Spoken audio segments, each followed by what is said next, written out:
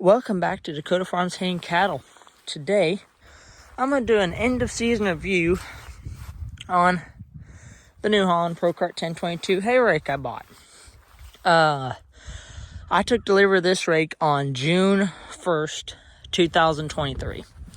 My old hay rake was that 8-wheel Vermeer, and I upgraded from an 8-wheel Vermeer that was about 20 years old to a 10-wheel with a center kicker New Holland high capacity rake. As most of y'all know, I picked this particular rake up from Foch Equipment, Foch Equipment Company in Murfreesboro, Arkansas.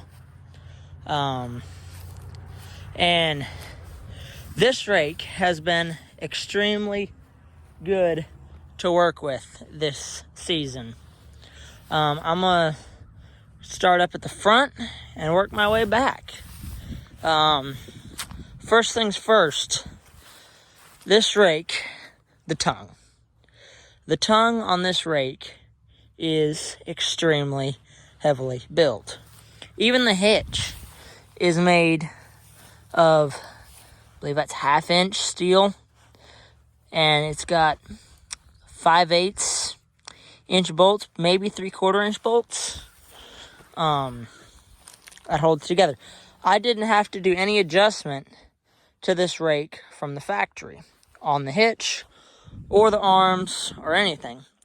Everything, all the adjustments came on this rake from factory.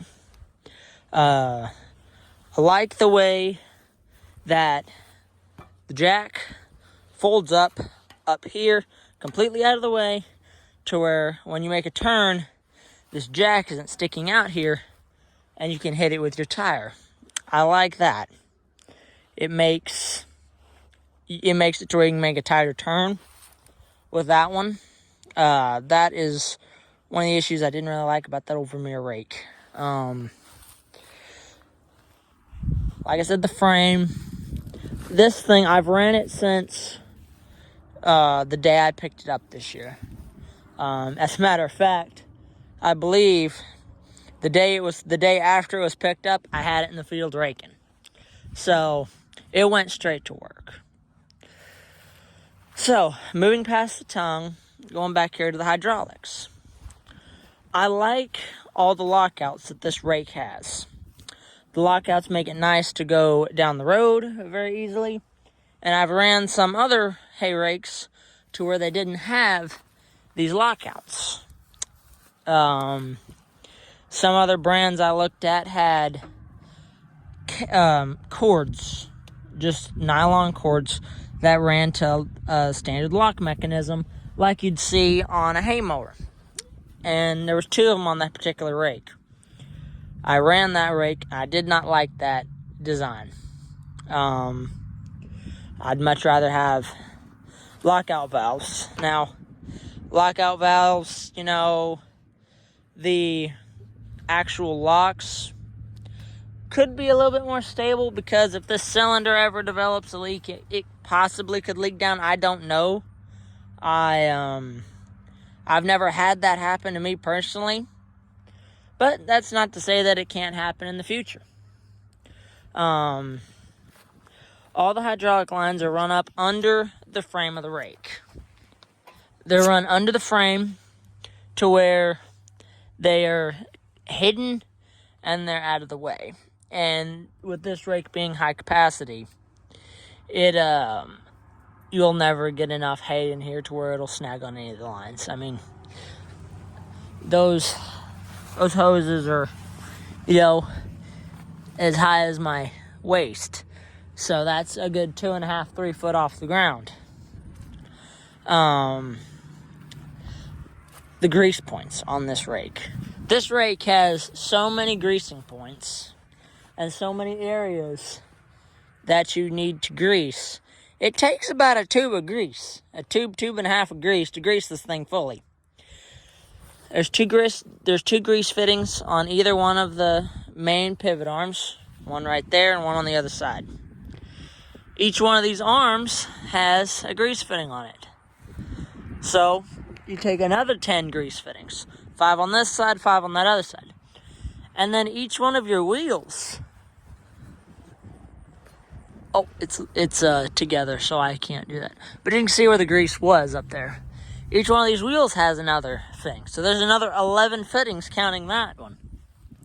And I keep it regularly greased because I intend for this rake to last me many, many years to come.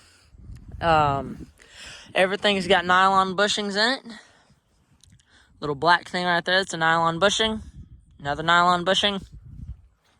So if I ever wear these pins out, I can place the pin, replace the pin, put new nylon bushings in it, and it'll be good to go. That's one thing I like about it. Everything's greasable. Oh, and I believe these wheels are greasable as well. I could be wrong. Nope, they are greasable. There's a grease fitting right there. I'm pretty sure I remember greasing that at one point. So, end of its first season, do I like it or do I not? I love this thing. This thing has done so much more than what that other rake could possibly have done. With it being a 10 wheel, I can take in more hay, which makes a more uniform windrow for the baler. Our baler got a 4-foot wide pickup, and that is exactly what this rake was set to from the factory. I didn't have to mess with it. It set it exactly 4-foot gap. So I know when this rake is raking, I get a uniform, clean, complete windrow. I like the center kicker wheel because I've had instances to where the hay doesn't dry completely on the center, and sometimes, you have to flip the windrow over once you rake it to get the underside to dry if you're in really wet conditions.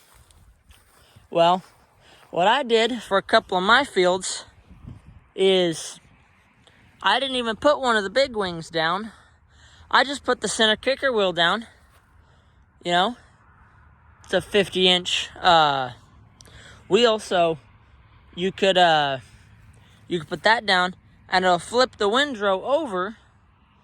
It'll flip about half of a windrow over. If you drive straight down the row, it'll just flip it over just enough to let the underside of the windrow dry. That is really nice. I like that this is hydraulic, and it's got a lockout valve. So you can use it. Of course, I like to use it most of the time. There's certain areas where, like during our second cut, some areas the hay was really, really, really thin. And if you rake it with the center kicker wheel, when it's super, super thin, one side of the windrow will be a little bit higher than the other side. Which you won't have that issue when you're in normal hay raking conditions, but when you're in drought conditions or super, super thin, it kind of makes it a little bit harder to bale. It's not a fault of the rake, it's just sometimes you have that instance and you have to lock that out. Not a problem with locking that out. You can also lock each one of these wheels out with these hydraulic cylinders. These hydraulic lockouts. I've had to do that as well. I've had to lock these lockouts. So sometimes I've experimented with it in trying to get a little bit bigger windrow on one particular side. And it worked. I don't do that necessarily all the time, just whenever I have to. Radial tires on this thing. I like the bigger size tire. My other rake had 14-inch tires. These are 15-inch tires. These are a lot taller tire. And they're radials to where this rake pulls really, really nice down the road behind a truck at 55. It pulls really nice. This rake's about 1,000 pounds heavier than my old one. My old one weighed about 1,000 pounds. This one doubles it at about 2,000 pounds, or I think it's 2100 to be exact. But I run this rake on my little 50-horse tractor day in and day out, and it does great. I've not had a single issue with this thing this entire season. I cross my fingers. Hopefully next year will be just as good. I can't give you an exact estimate of how many acres I've raked with this, but it's about 600 round bales. 500 to 600 round bales is what I've raked up with this rake, which is pretty good for its first almost full season. I did about 30 acres with that old rake in the spring, and then I ended up getting this one. Another nice feature this rake has, if you're in really, really heavy raking conditions, to where the windrows are, so tall that your baler's having to struggle to eat it, you can take these outer wheels right here, and you can lock them out with this pin. It's very simple to do. All you do is you take your finger on that right there. You'll pull this off, which releases your pin. You'll put your spring inside of there, which will let your arm be free. Pull this down, pull the wheel up till it locks in place, and you'll have it go from a 10-wheel rake to an 8-wheel rake. Now, one thing I'm going to note, if you do fold that up, be sure when you fold the rake up at the end of the day to put that back together. So one thing I noticed is it keeps it up so high. The front two wheels will hit. So just a note there about that. And I don't know that there's anything else. I don't have anything negative to say on this rake. It's done me really good.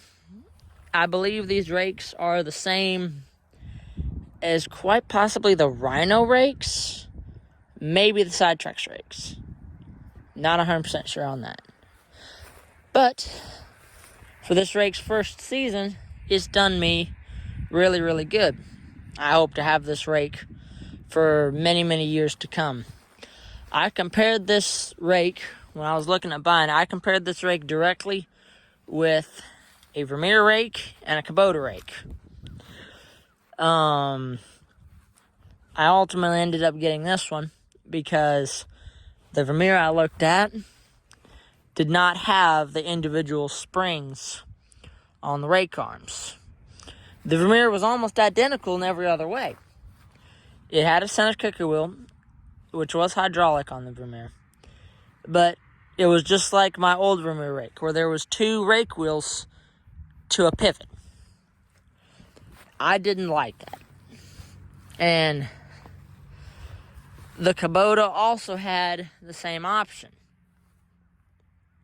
But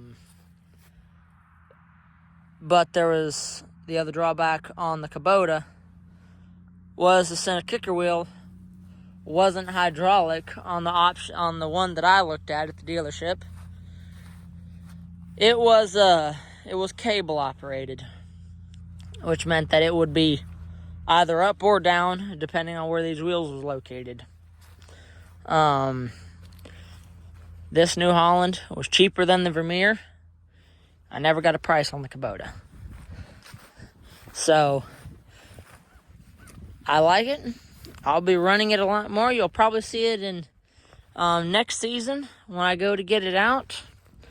I don't really have anything to do with it this winter. It needs very little maintenance other than checking the air in the tires in the spring and re-greasing everything.